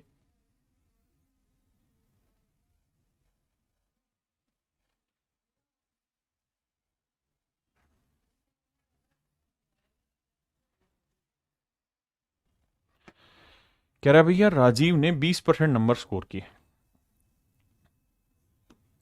तो फेल हो गया 11 नंबर से। लेकिन अगर if he score 50% marks, 50% number ले लेता तो उसके 4 नंबर ज्यादा आ जाते पास होने से। तो पहले यहीं तक की कहानी सेट करते हैं भाई। ये आया 30%, बहुत बढ़िया जी। और ये आया कितना, 15, क्योंकि 4 में से माइनस करेंगे -11, तो 15। तो 30% 15, तो 1% की वैल्यू 15/30 यानी 1/2। यानी आधे नंबर से ना मेरे भाई 1% तैयार होता है, आधे नंबर से 1% तैयार होता है। अब वो कहना क्या चाह रहा है उस बात पे चर्चा करते हैं। कहना वो ये चाह रहा है कि भाई ये बताओ कि पास होने के लिए कितने नंबर चाहिए। इस बार ध्यान देना, कनपट्टे लगाना। इस बार वो ये नहीं पूछ रहा कि पासिंग परसेंटेज बताओ, इस बार वो ये पूछ रहा है पास होने के लिए कितने नंबर चाहिए। तो मेरे नन्हे मुन्ने बच्चों एक बात बताओ, अगर हम इस बात को समझ गए कि भैया 1% की वैल्यू आधा नंबर है, 1% की वैल्यू आधा नंबर है, 1% की वैल्यू आधा नंबर है, तो ये बताओ 20% की वैल्यू क्या होगी। सर 1% आधा नंबर बनाता है तो 20% कितना बना देगा, 10 नंबर। तो पहली लाइन में ये तो कहता कि एक बच्चे के 10 नंबर आए लेकिन 11 की कमी रह गई, मतलब 11 नंबर और आ जाते तो पास हो जाता। तो पास होने के लिए कितने नंबर चाहिए, 21 यार, सो सिंपल। कुछ करना ही नहीं है आपको। भाई 1% से आधा नंबर बनता है, तो 20% से 10 नंबर बने, और कह रहा है 20% लाया लेकिन 11 से फेल हो गया, मतलब 21 वाला पास है यार, क्या बात कर दी। सवाल में कह रहा है भाई 31% नंबर एक बच्चा लाता है तो 16 अंकों से फेल हो जाता है, बहुत बढ़िया। लेकिन अगर 40% नंबर लाया तो भैया 56 नंबर ज्यादा आ गए, 56 नंबर फालतू आ गए, तो कुछ नहीं सर, 40 में से 31 घटाएंगे तो सर कितना आएगा, 9%। और 56 में से 16 घटाओगे तो 6 6 12, 5 1 6 1 7 72, तो 9% 72, तो 1% की वैल्यू 9 8 72 8। यानी मेरे दोस्तों 8 नंबर से 1% बनता है, ध्यान देना। अगर 8 नंबर से 1% बनता है तो 16 नंबर से क्या बनेगा, 2%। अगर पासिंग परसेंटेज पूछे, लेकिन सर आप क्यों मेहनत कर रहे हो, पासिंग परसेंटेज पूछ ही नहीं रहा, तो क्या पूछ रहा है सर, वो तो जानना ही कुछ और चाह रहा है। वो ये कह रहा है बताओ पास होने के लिए कितने नंबर चाहिए, तो बेटा ये बता कि 1% की वैल्यू 8 है, बिल्कुल ठीक है सर। अगर सर 1% की वैल्यू 8 है तो एक बात बताओ 40% की वैल्यू क्या होगी, 40% की वैल्यू क्या होगी सर, निकाल देंगे। 1% 8 नंबर, तो 40% 320 नंबर। यानी सर एक बच्चे के 320 नंबर आए लेकिन 56 नंबर फालतू ला रखा, वो घटा दो। तो 10 में से 6 गया 6, ना ना ना ना, 10 में 6 गया 4, 11 में 5 गया 6, सर ये आया 264। 264 अगर कोई बच्चा ले आएगा तो पास हो जाएगा, तो ऑप्शन बी मेरा सही आंसर, ऑप्शन बी मेरे बच्चों करेक्ट है। आइए मेरे दोस्तों टाइप ई की बात कर रहे हैं। टाइप ई की क्या कहानी है, ध्यान से देखिए। टाइप ई में एक खास चीज होगी, और वो ये, एक शब्द आपने सुना होगा कंपैरिजन। एक शब्द आपने मेरे प्यारे बच्चों सुना होगा कंपैरिजन। कंपैरिजन को हिंदी में कहते हैं तुलना। क्या कहते हैं, तुलना। एक कंपेयर शब्द से बना हुआ है, कंपेयर को बोलते हैं तुलना करना। मेरे दोस्तों कंपैरिजन आप 3 चीजों के थ्रू बेसिकली करते हैं। सबसे पहला है परसेंटेज, प्रतिशत के थ्रू। दूसरा आप कंपैरिजन करते हैं रेशियो के थ्रू। और तीसरा आप कंपैरिजन करते हैं फ्रैक्शन के थ्रू। अगर और ध्यान से देखें तो तीनों का मतलब एक ही है, प्रतिशत, अनुपात और भिन्न। एक शब्द यहां बड़े ध्यान से देखिएगा, और ये टाइप जो है ये अपने आप में बहुत खतरनाक है, इसलिए ध्यान से इस बात को सुनिएगा। कंपेयर, कंपैरिजन करते वक्त हमें रियल वैल्यू लेने की जरूरत नहीं, लेने की जरूरत नहीं, जरूरत नहीं। मेरे दोस्तों मैं ये कह रहा हूं कि जब भी आप कंपैरिजन कर रहे हैं तो वहां हमें रियल वैल्यू लेने की जरूरत नहीं। अब आप कहेंगे ये क्या राम कहानी लिखवाई, इस बात का अर्थ तो समझाओ, तो आ जाओ मेरे दोस्तों। मेरे दोस्तों अगर मैं आपको ये कहूं कि भाई मेरी उम्र और आपकी उम्र में तुलना करके बताओ, मेरी एज और आपकी एज में कंपैरिजन करके बताओ, तो आप कहेंगे कि सर ना तो मुझे आपकी उम्र बताने की जरूरत है, ना मुझे अपनी उम्र बताने की जरूरत है, मैं वैसे ही कह दूंगा कि आप 2 साल के हो तो सर हम 3 साल के हैं। यानी मेरे प्यारे बच्चों मेरी और आपकी उम्र का यहां पे कंपैरिजन हो गया, तुलना होगी, जबकि सच बात यह कि ना तो मैंने रियल एज अपनी बताई ना रियल एज आपकी बताई, और सिर्फ इस बात के आधार पे मैंने दुनिया को बता दिया कि मैं छोटा हूं और तुम बड़े हो। ठीक है भाई। अगर मेरे बच्चे मैं आपको ये कहूं कि यार मैं तुमसे 50% तेज भाग सकता हूं, मैं तुमसे 50% तेज भाग सकता हूं, 50% तेज भागता हूं, तेज भागता हूं, तो इसका मतलब ये हुआ कि अगर आप जितनी देर में 100 मीटर भागेंगे उतनी देर में मैं 150 मीटर भाग जाऊंगा, क्योंकि मैं तो मैं हूं। हाँ है ना। तो मेरे दोस्तों यहां मैंने आपको ये नहीं बताया कि आपकी स्पीड क्या है और मेरी स्पीड क्या है, मैंने नहीं बताया। लेकिन मेरे बच्चे मैंने आपको ये बता दिया कि भैया मैं आपसे 50% तेज हूं। यानी आप कंपैरिजन कर सकते हैं दोनों के बीच में। मेरी बात समझ पाए कि नहीं, फिर से अपनी बात समझाता हूं कि परसेंटेज जैसे मैंने कहा कि यार मैं आपसे 10% कम कमाता हूं, मैं आपसे 10% कम कमाता हूं, इसका मतलब आप 100 कमाते हैं तो मैं 90 कमाता हूं, आप 10 कमाते हैं तो मैं 9 कमाता हूं, आप 100 करोड़ कमाते हो तो मैं 90 करोड़ कमाता हूं, आप 100 अरब कमाते हो तो मैं 90 अरब कमाता हूं। मेरी बात समझ रहे हैं? यानी यहां पे ना तो मैंने आपकी इनकम बताई एक्चुअल, ना मैंने अपनी एक्चुअल इनकम बताई, लेकिन मैंने दोनों के बीच में कंपैरिजन कर दिया। ऐसे ही मेरे बच्चे, एक होता है फ्रैक्शन जिसे हम भिन्न कहते हैं, भिन्न भी तुलना बताता है। मैं कहूं कि यार मैं आपका 2/3 स्पीड से भाग सकता हूं, मैं आपकी 2/3 स्पीड से भाग सकता हूं। इसका मतलब ये हुआ कि अगर आपकी स्पीड 3 है तो मेरी स्पीड 2 होगी, आपकी स्पीड 3 तो मेरी स्पीड 2। मेरे दोस्तों 2/3 स्पीड से भागना मतलब आपकी 3 तो मेरी स्पीड 2। तो आपने एक चीज नोटिस की कि इन तीनों ही शब्दों से हम कंपैरिजन बताते हैं, तुलना निकाल के बताते हैं, और तुलना जब जब हमें निकालनी होती है तो वहां पे हमें किसी रियल वैल्यू की बताने की जरूरत नहीं है। मतलब हमें एक्चुअल में ये बताने की जरूरत नहीं है कि मेरी उम्र कितने साल और आपकी उम्र कितने साल है, बस रेशियो के थ्रू ही मैं उस बात को डिफाइन कर दूं। तो मेरे दोस्तों आज हम जो चर्चा कर रहे हैं वो कंपैरिजन पे चर्चा कर रहे हैं, ध्यान से समझिएगा। और इस बात को समझिएगा कि जब भी हमें कंपैरिजन फाइनल में निकालना हो तो हमें कोई रियल वैल्यू लेने की जरूरत नहीं है। और इस रियल का मतलब है कांस्टेंट वैल्यू लेने की भी जरूरत नहीं है। रियल को ही आप कांस्टेंट भी कह सकते हैं। कांस्टेंट को हिंदी में बोलेंगे स्थिर कोई मान। और अच्छे से समझो तो कोई फिक्स वैल्यू लेने की जरूरत नहीं। कैसे, सवाल के थ्रू समझाता हूं। जैसे सवाल में कहता है किसी वृत्त की त्रिज्या 25% बढ़ा दी जाए, किसी सर्कल की रेडियस 25% बढ़ा दी जाए तो क्या होगा। तो मेरे दोस्तों एक बात बताओ, लेट से ये कोई सर्कल है,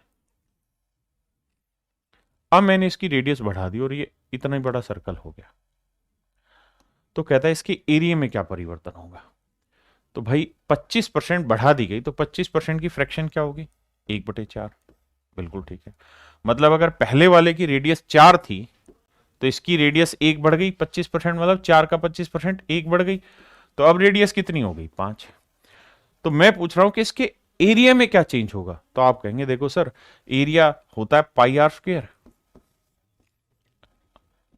इसकी रेडियस कैपिटल आर हो गई तो मान लो पाई आर स्क्वायर, ये मान लो स्मॉल आर थी, ये बढ़ाने के बाद कैपिटल आर हो गई, तो यही तो एरिया होगा। हाँ जी, जरा चेक करते हैं आओ।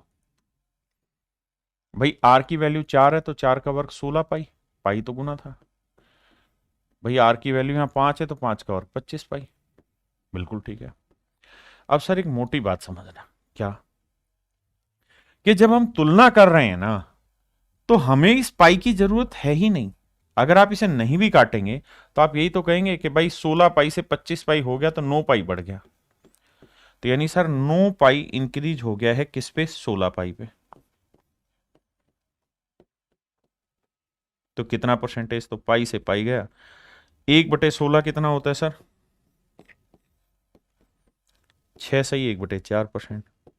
तो 9/16 क्या होगा, 9×6 = 54, तो ये हुआ, और सर 9/4 ये हो गया, तो यह 2 सही 1/4, तो 54 और 2 56 सही 1/4%। यानी कुल मिला के 56 सही 1/4% इंक्रीज हो गया। अब मैं कहना क्या चाहता हूं उस बात पे फोकस करिए। मैं आपको मेरे दोस्त कहना ये चाह रहा हूं कि सच मायने में हमें इसकी जरूरत थी ही नहीं, ये तो फिक्स है। भाई सर्कल छोटा है तब भी पाई की वैल्यू 22/7 ही लिया आपने, बड़ा लोगे तब भी पाई की वैल्यू 22/7 है, यानी ये तो फिक्स है हर एक केस में। और मैं यही कह रहा हूं कि अगर सवाल के आखिर में परसेंटेज पूछा है, फ्रैक्शन पूछी है, रेशियो पूछा है, यानी कंपैरिजन पूछा है, तो वहां आपको रियल वैल्यू लेने की जरूरत नहीं है, कांस्टेंट या फिक्स वैल्यू लेने की जरूरत नहीं, उसके बिना भी आपका आंसर निकलेगा। तो अगर आप मेरे बच्चे हैं तो आपको सिंपल ये लिखना था कि भाई सर्कल का एरिया आर स्क्वायर होता है। कब, जब हमें कंपैरिजन निकालना हो। तो अगर सर्कल का एरिया आर स्क्वायर होता है तो 4 का वर्ग 16 और अब रेडियस 5 होगी तो 5 का वर्ग 25, तो इंक्रीज हो गया 9, 9 का इंक्रीज 16 पे, तो कितना आंसर। क्लियर है? 2-3 सवालों के थ्रू समझ आएगा। कहता है जी रेक्टेंगल की जो लेंथ है वो 37.5% बढ़ गई, आयत की लंबाई 37.5% बढ़ गई। तो मेरे बच्चों ये बताओ, लेंथ 37.5% बढ़ी तो 37.5% की फ्रैक्शन क्या होगी। आप कहेंगे सर 3/8। देखिए आप बहुत बड़े ढक्कन है अगर आप पढ़ के नहीं आएंगे तो फ्रैक्शन को। मतलब अगर लेंथ पहले 8 थी तो अब 37.5% यानी 3 बढ़ गई। पहले पहले और अब, पहले 8 थी तो अब हो गई 3। अगर ब्रेड्थ की बात करें तो ब्रेड्थ के बारे में कह रहा है 20% घट गई, तो 20% की फ्रैक्शन 1/5, यानी 5 का 20% 1 घट गई। तो ब्रेड्थ पहले 5 यूनिट थी तो अब 1 घट के कितनी हो गई 4। तो कह रहा है जी एरिया बताओ, तो एरिया होता है लेंथ इंटू ब्रेड्थ। तो भैया लेंथ को ब्रेड्थ से गुना करोगे 8 पंजे 40, और यहाँ 3 को 4 से गुना करोगे 12। इसका मतलब मेरे दोस्तों यही है ना भाई, सॉरी ये माफ करना माफ करना माफ करना, बिल्कुल बिल्कुल ठीक ठीक ठीक, ये 3 बढ़ी थी मेरे बच्चे, उसने कहा था कि लंबाई 37.5% बढ़ा दी जाए, मतलब 8 में 3 बढ़ा दोगे तो 11 हो जाएगी। मैं माफी चाहता हूँ, आई एम सॉरी। और 20% मेरे प्यारे बच्चों घटाने की बात कर रहा है, तो हमने 5 का 20% एक घटा दिया। तो पहले एरिया था 40, अब एरिया हो गया 11 चौक 44। तो भैया एरिया में क्या चेंज हुआ, तो सर 4 बढ़ गया एरिया, कितने पे सर 40 पे, तो 100 पे कितना। काटपीट यहीं करने की कोशिश करो, 4 एकम 4, 4 ढाई 40, 1/10, 1/10 होता है 10%। ये मेरा आंसर हो।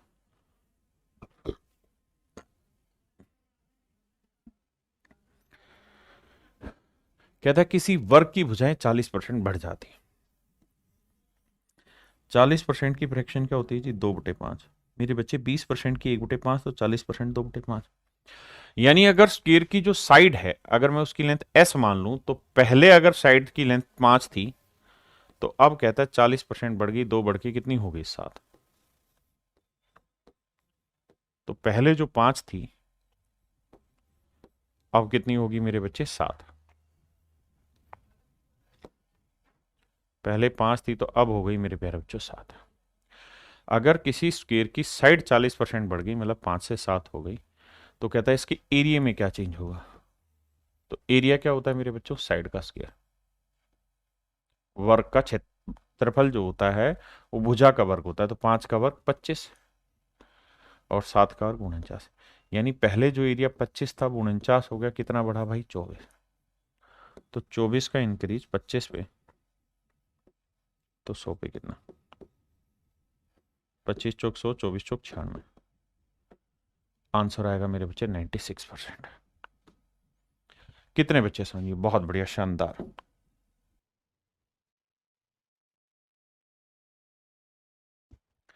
किसी लंबवर्तीय बेलन की आधार त्रिज्या 40% बढ़ा दी जाए और इसकी ऊंचाई 37.5% घटा दी जाए। देखो मेरे बच्चे, हमें ये समझना होगा कि बेस रेडियस 40% बढ़ा दें तो 40% की फ्रैक्शन क्या हो गई जी, 2/5।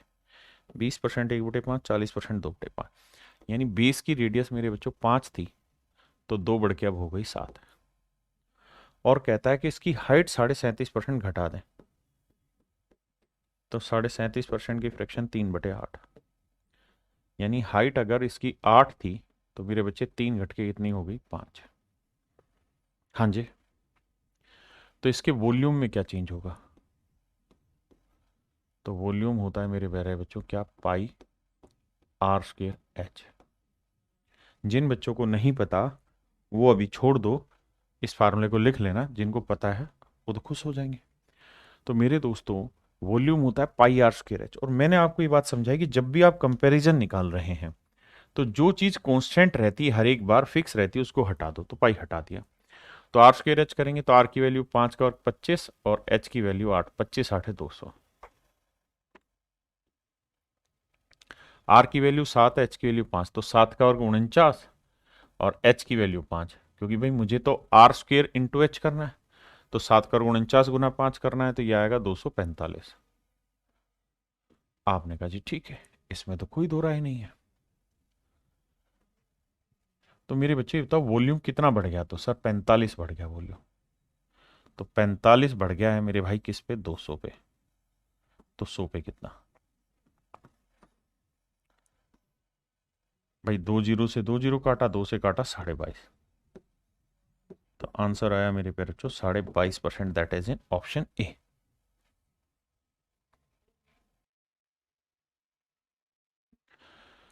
हजार जी रहे हैं, हजार जी रहे हैं। आइए मेरे प्यारे बच्चों सवाल करना शुरू करते हैं। पांचवा, ध्यान दीजिए। क्वेश्चन में कह रहा है the length breadth and height of a cuboid are decrease and increase by this percent.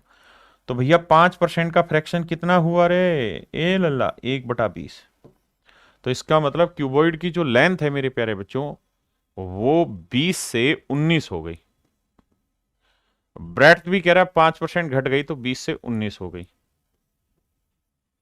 लेकिन कह रहा है भैया जी उसकी जो हाइट है, लेंथ ब्रेड्थ तो डिक्रीज हुई माइनस माइनस और हाइट बढ़ी 20%। तो भैया 20% का फ्रैक्शन क्या हुआ? 1/5।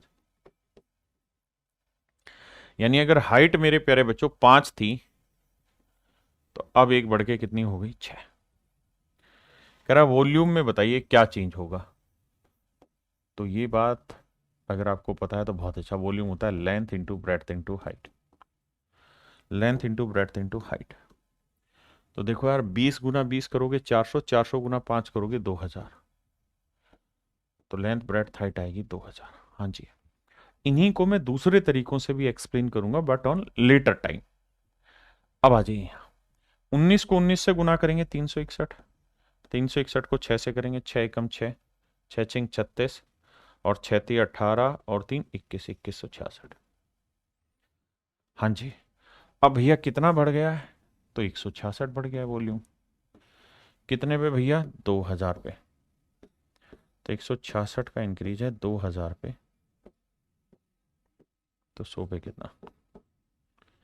नजर जा रहे हो।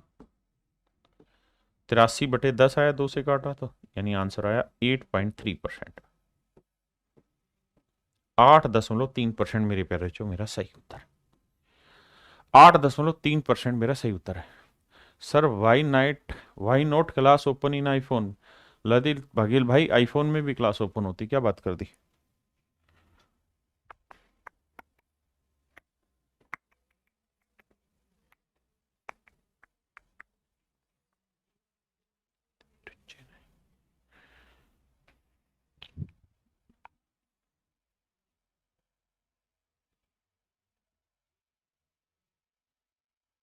देखिए मेरे दोस्त, दो वैल्यूज है एक्स और वाई और कह रहा है दोनों को 20-20% कम कर दिया। तो 20% की फ्रैक्शन 1/5 और ध्यान रखना कम किया है। एक्स की वैल्यू 5 से एक घट के कितनी हो गई? 4।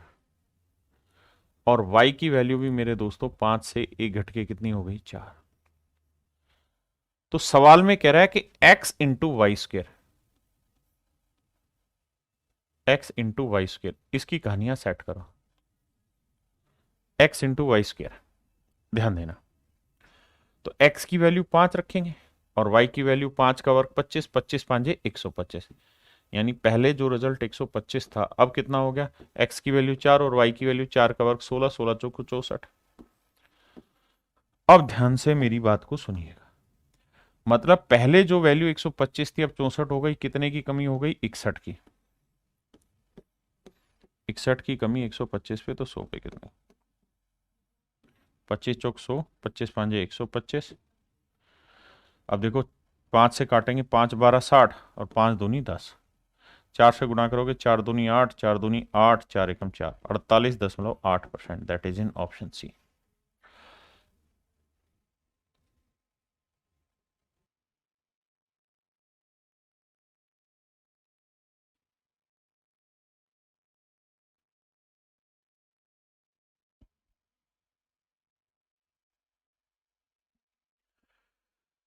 नजर आ रहा है धीरे ही धीरे। मेरे प्यारे बच्चों आइए, सवाल में कह रहा है the population of A town is 1,89,000। किसी शहर की जनसंख्या 1,89,000। 4/9 ऑफ देम आर मेल्स, उसमें से 4/9 भाग पुरुष है। ध्यान देना, 4/9 ऑफ देम, देम का मतलब टोटल पॉपुलेशन का 4/9 भाग पुरुष है। 4/9 लोग पुरुष है कुल जनसंख्या का, बाकी महिलाएं हैं। कहता 50% मेल आर मैरिड, 50% पुरुषों ने ब्याह कर रखा है, मतलब शादी हो रखी है। अब सवाल पे कुछ डिटेल्स इंफॉर्मेशन आपसे चाह रहा है, आइए बात करते हैं। मेरे बच्चों सबसे पहला काम ये देखा करो कि हमसे पूछा क्या है। अगर हमसे परसेंटेज पूछा हुआ है, फ्रैक्शन पूछा हुआ है, रेशियो पूछा हुआ है, तो इसका मतलब कंपैरिजन पूछा हुआ है। और कंपैरिजन जब जब पूछा हो, there is no need of real value की जरूरत नहीं, फिक्स वैल्यू की जरूरत नहीं, कांस्टेंट वैल्यू की जरूरत नहीं, इन सारी चीजों की जरूरत ही नहीं होती आपको। So you can just simply ignore them. Okay, आओ जी, नजर आ रही है। देखिए मेरे दोस्त, कह रहा था population of A town is 1,89,000। किसी शहर की जनसंख्या 1,89,000 है। 4/9 ऑफ देम आर मेल। मतलब कुल जनसंख्या का 4/9 भाग पुरुष है। तो कुल जनसंख्या का 4/9 भाग मतलब अगर टोटल पॉपुलेशन 9 है, कुल जनसंख्या टोटल पॉपुलेशन